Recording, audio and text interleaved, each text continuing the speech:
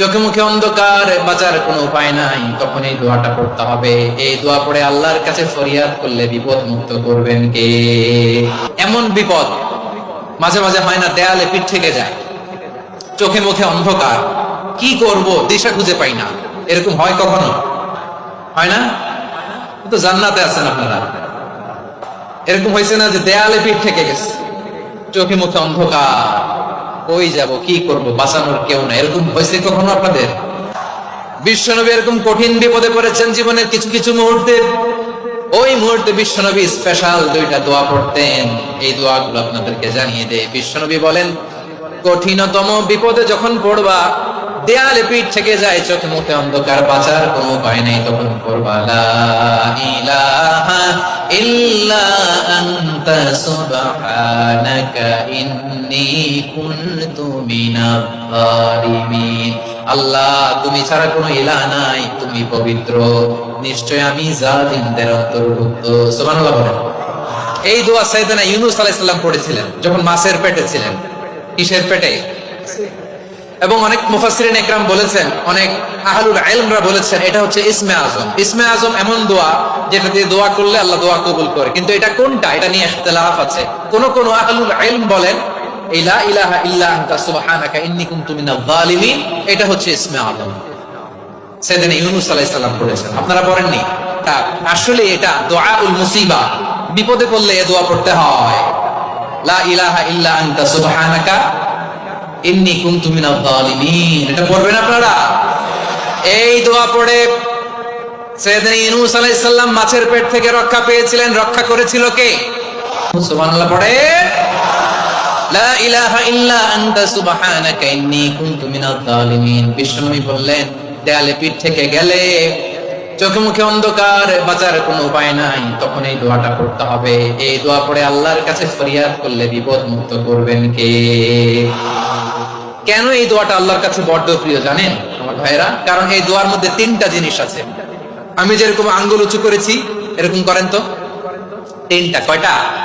তিনটা। এক নম্বরে হচ্ছে তাওহীদ, দুই নম্বরে তাসবিহ, তিন নম্বরে তাকরীর। আই রিপিট, আবারও বলছি, এক নম্বরে তাওহীদ, দুই নম্বরে তাসবিহ, তিন নম্বরে তাকরীর। এই দোয়াটা আল্লাহর কাছে এত পছন্দনীয় কারণ এই দোয়ার প্রথম অংশে আছে তাওহীদ, আল্লাহর একত্ববাদের ঘোষণা। লা ইলাহা ইল্লা আনতা, ও আল্লাহ, আপনি ছাড়া কোনো ইলাহ নাই, উপাস্য নাই, এই কথা বললে আল্লাহ বড় খুশি হয়ে যায়। সুবহানাল্লাহ পড়েন। এই দোয়ার দ্বিতীয় অংশে আছে তাসবিহ, মানে আল্লাহর প্রশংসা, প্রশংসা সূচক বাণী। সুবহানাক সুবহানাক সুবহানাক, ও আল্লাহ, আমি আপনার পবিত্রতা ঘোষণা করছি। সুবহানাক, এই কথা শুনলেও আল্লাহ খুশি হয়ে যায়। সুবহানাল্লাহ পড়েন। এই দোয়ার তৃতীয় অংশে আছে তাকরীর। তাকরীর মানে পাপের স্বীকৃতি। তাকরীর মানে কি? তাকরীর মানে পাপের স্বীকৃতি। এই দোয়ার তৃতীয় অংশে আছে ইন্নী কুনতু মিনাজ জালিমিন, ও আল্লাহ, আমি জালিমদের অন্তর্ভুক্ত। আল্লাহ, আল্লাহ, আমি জালিম, আল্লাহ, আমি ভুল করেছি, অন্যায় করেছি, আল্লাহ, আমি জালিমদের অন্তর্ভুক্ত। এই পাপের স্বীকৃতি, অ্যাকনলেজমেন্ট আল্লাহ বড় পছন্দ করেন। যখন আল্লাহর কাছে আপনি ছোট হবেন, ছোট হতে হতে যত ছোট হবে, ওই দৃশ্যটা দেখতে আল্লাহ বড় পছন্দ করে। সুবহানাল্লাহ বলেন। তিন নম্বর অংশ ইন্নী কুনতু মিনাজ জালিমিন, আল্লাহ, আমি জালিমদের অন্তর্ভুক্ত। সাইয়েদনা আদম আলাইহিস সালাম ভুল করে যখন নিষিদ্ধ গাছের ফুল খেয়ে ফেললেন, ফল খেয়ে ফেললেন, আল্লাহ বললেন, আদম, ক্ষমা পেতে চাইলে তুমি আর হাওয়া মিলে স্বীকৃতি দাও, পাপের স্বীকৃতি আর পড়ো, রব্বানা যালামনা আনফুসানা ওয়া ইল্লাম তাগফির লানা ওয়া তারহামনা লানাকুনান্না মিনাল খাসিরিন। ও আল্লাহ, আমি আদম আর হাওয়া যালামনা আনফুসানা, আমরা আমাদের নফসের উপর বড় জুলুম করেছি। আল্লাহ, ওয়া ইল্লাম তাগফির লানা ওয়া তারহামনা, আপনি যদি ক্ষমা না করেন, আপনি যদি দয়া পরবশ না হন, আপনি যদি রহম না করেন, আমরা তো ক্ষতিগ্রস্তদের মধ্যে শামিল হয়ে যাব।